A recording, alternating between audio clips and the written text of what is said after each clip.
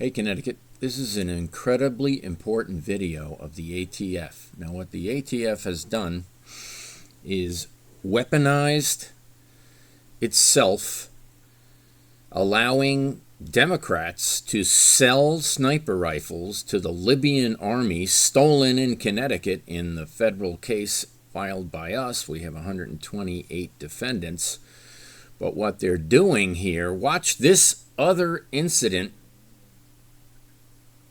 It's very important. Hold on. You got to watch this. This is insane. A.M. ATF agents in full SWAT gear approached the front door. They had a piece of tape ready to cover the camera lens of the doorbell camera. Which they did. Next, Mrs. Malinowski heard only a loud crash as her front door caved in. Her husband, Brian, woke up to the sound of the crash, found a pistol, loaded a magazine, and left the bedroom to investigate. Brian warned his wife to stay behind in the bedroom.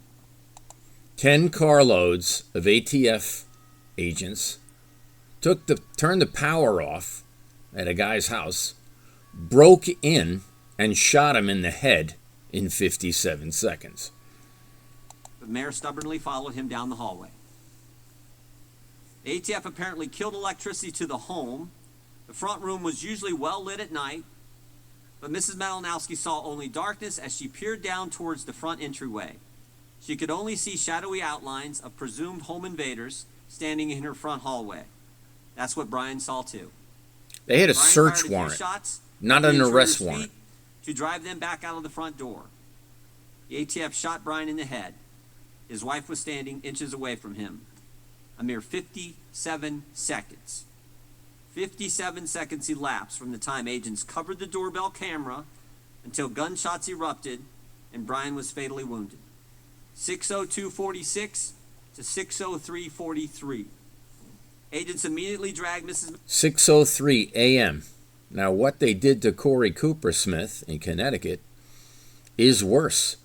They stole a $30 million house, put him in a coma, and he's been treated for years. So what happened? The Connecticut judicial system screwed this guy to oblivion. Worse than getting shot in the head. Malinowski into the front yard. She was barefoot, wearing minimal night clothing, and the temperature was 34 degrees. They locked her in the back seat of a car and detained her there for 4 hours. 4 hours in the back seat of the car at 30 degrees in her underwear. Her husband she had just seen shot wouldn't allow her to get close or even use the neighbor's bathroom. Even though policies have been in place at both the ATF and the Little Rock Police Department for the past 3 years, requiring the use of body-worn cameras when executing any search warrant, the Department of Justice tells us... Hold on a second. So in Norwalk, 30 police officers confronted Bob Duff, who I can't stand, because he changed the law forcing Norwalk police to wear body cams, which they don't turn on, because there's many cases where we have not been able to get body cam evidence from Hume and Ronzinski, who both have retired, and I've been waiting years for evidence which will never come. So what's happening now is Norwalk police are ruining a U.S. Senate campaign, and I'm taking all the evidence and collecting it.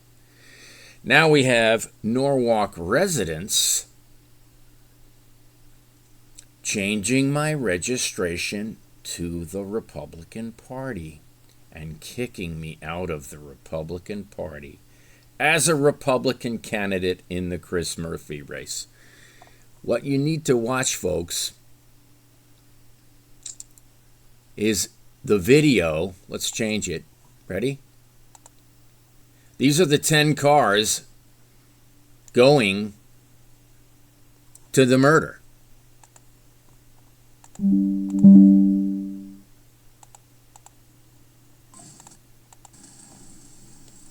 Here's the body cam.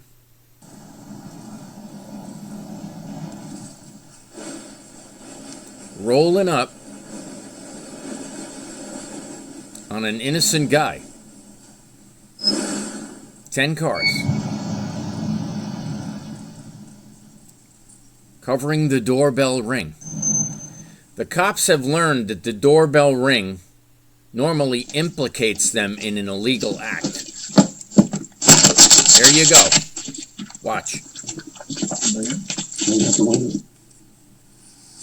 Chair now recognizes the ranking member. Hold on a second. Let's talk about this for a second.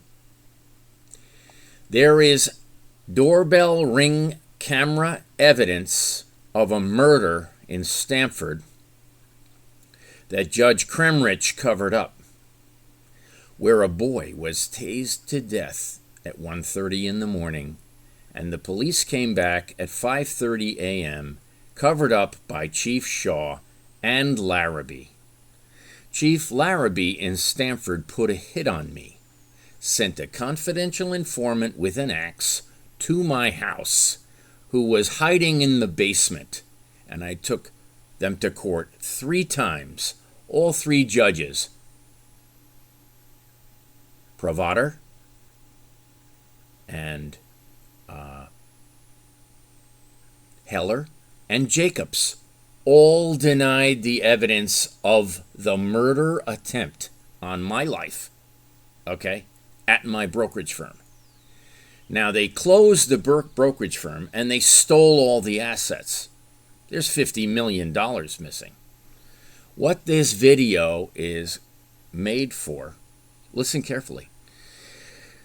I was bribed, offered a bribe of my own stolen money from my brokerage firm. Okay, you following me?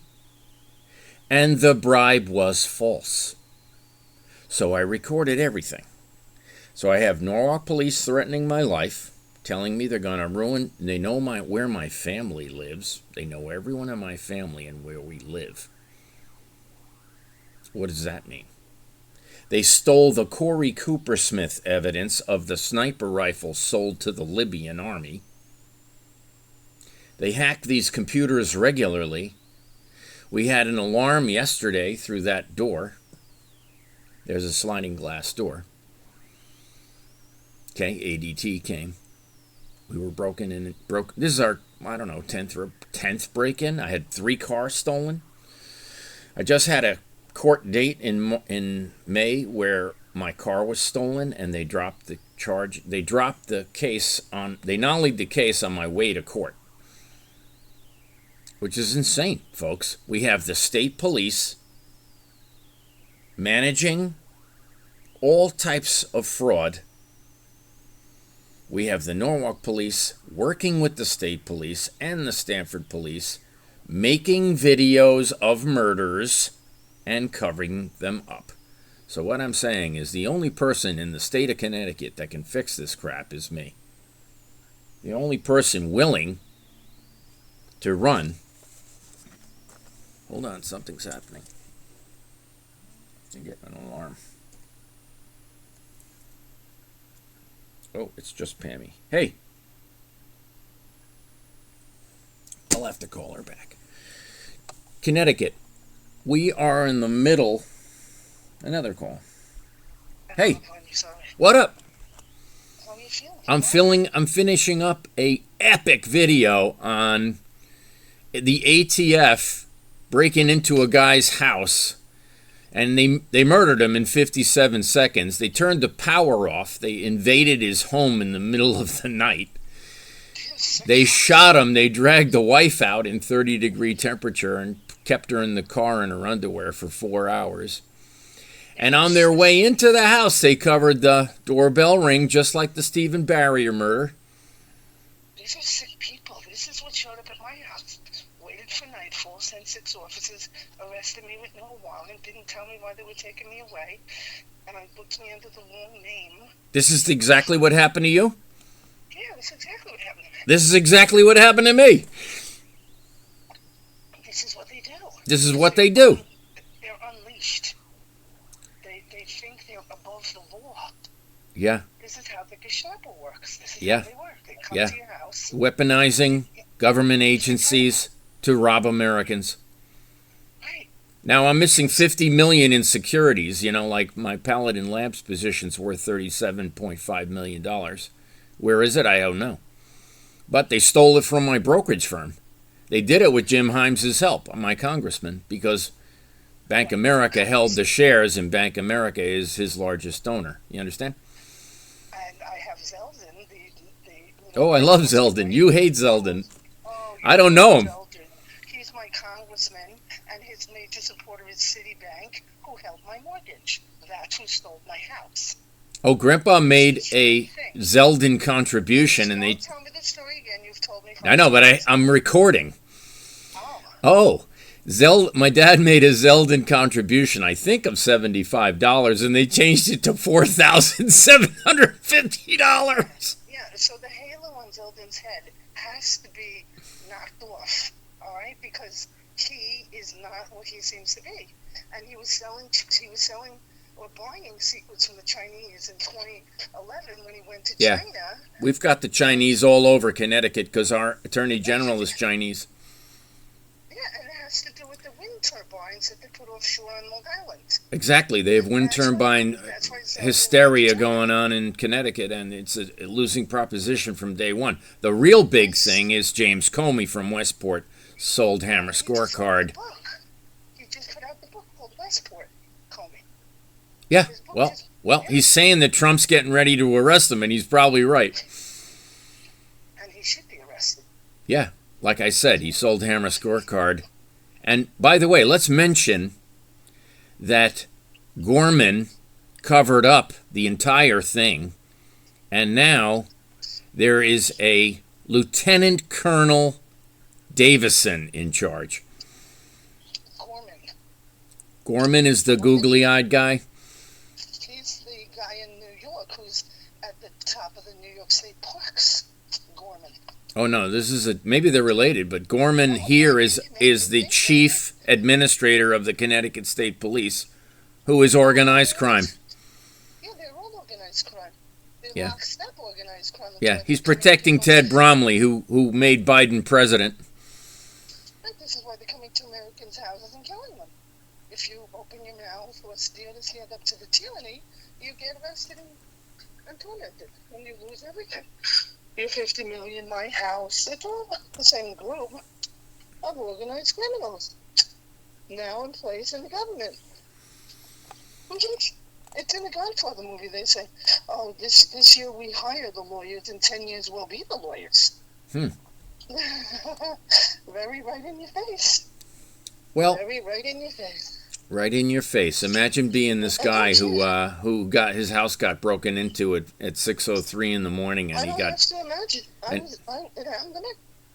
Late for nightfall. 10 cars.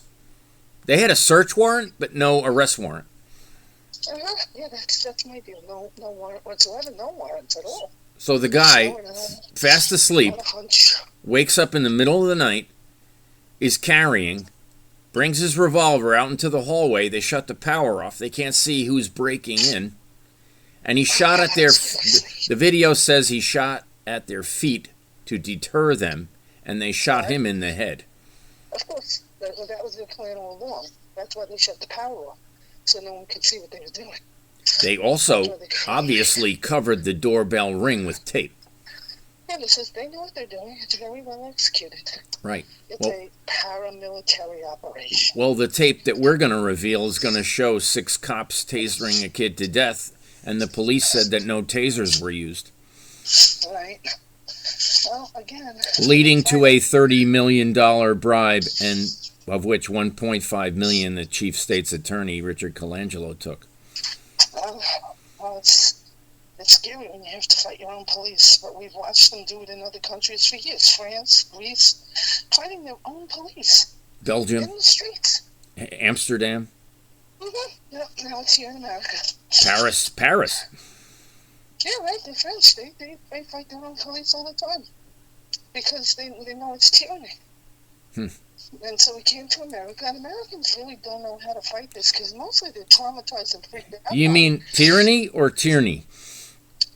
Tyranny. Tyranny. Tell them who tyranny is. Maitini is the Suffolk County District Attorney. Who's the devil. He's tasked with investigating Gilgo. Oh, he's investigating Gilgo, and it's the actual cops in Long Island that were having the snuff parties.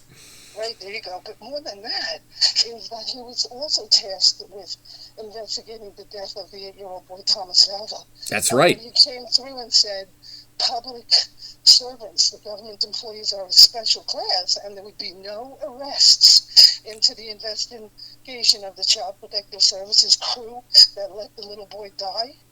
That's when it started to go bad for King. Child Protective Services. The Democrats are daring me to investigate DCF in Connecticut. Yeah, we have it here. And they run it. And they are daring me to investigate it. Because they know the atrocities exist. Right, the atrocities, because it's always about targeting and trafficking that child for a buck.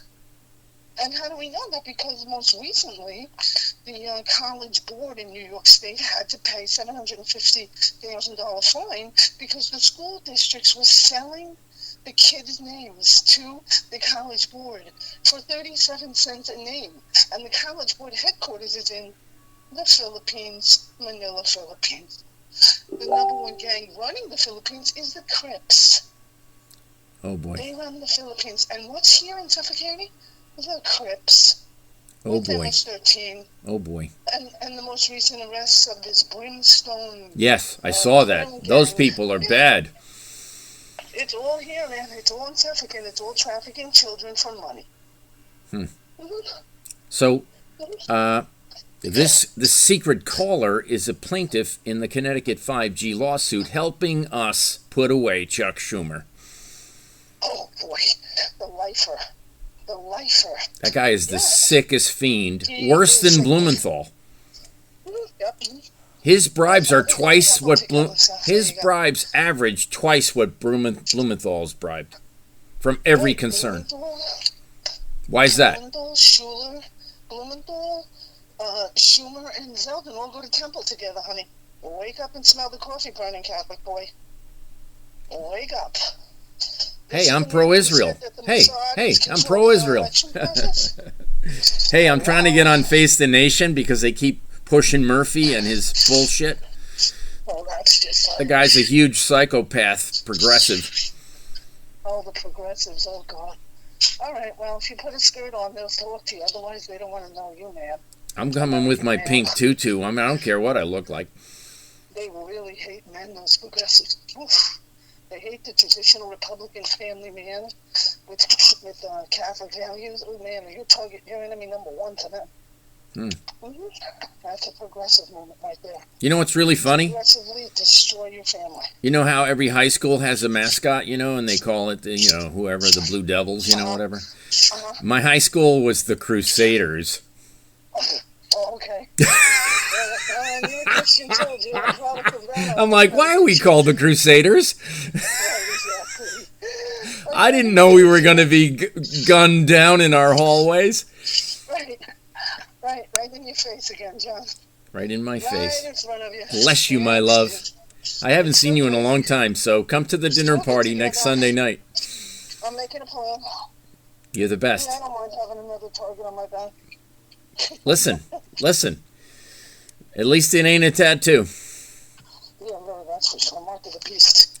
The mark of the beast.